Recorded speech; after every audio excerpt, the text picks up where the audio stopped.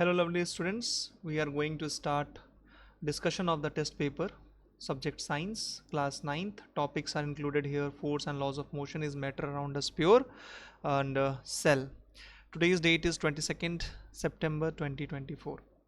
The first question we can see here, two objects of masses 100 gram and 200 gram are moving along the same line and direction with the velocity of 2 meter per second and 1 meter per second respectively. They collide, and after the collision the first object moves at the velocity of 1.67 meter per second.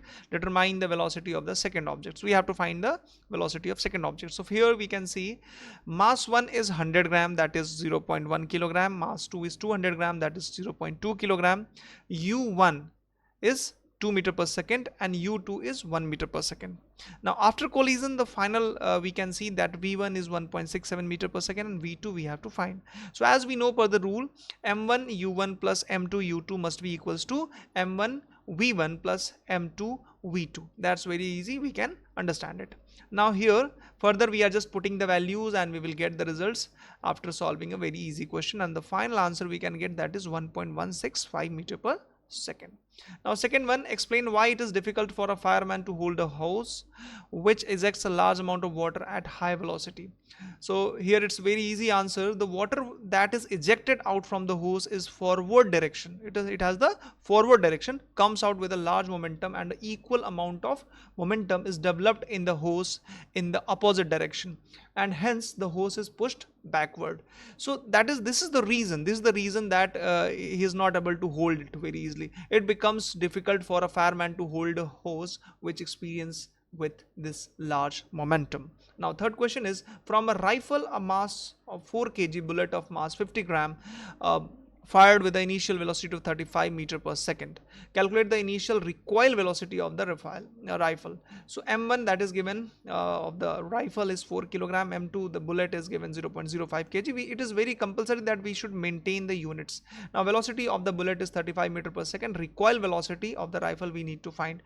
According to the law of conservation of momentum, we know that momentum of the rifle must be equals to momentum of the bullet. So M1 V1 equals to M2 V2. Now we will similarly put the values and we can easily find the value of V1, that is 0.4375 meter per second.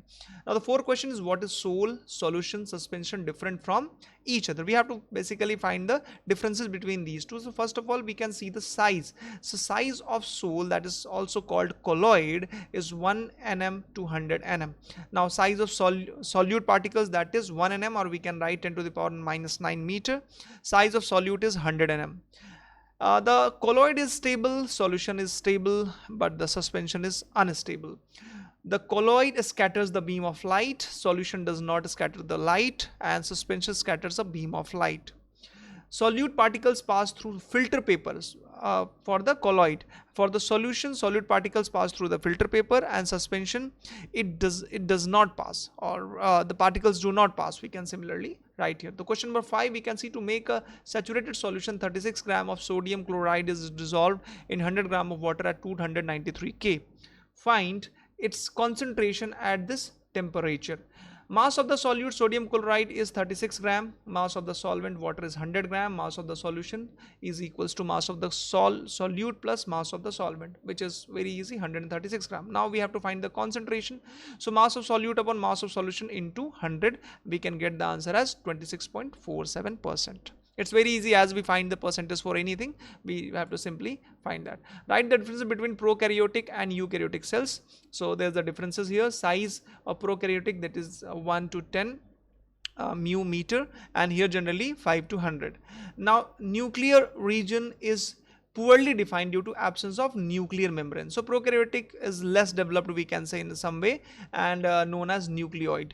And here in eukaryotic it is well defined and well developed, so it is surrounded by nuclear membrane. There is a single chromosome, and in the eukaryotic there are more than one chromosome. Membrane, for the prokaryotic, membrane bound cell organelles are absent. Here in the eukaryotic, membrane bound cells organelles are present.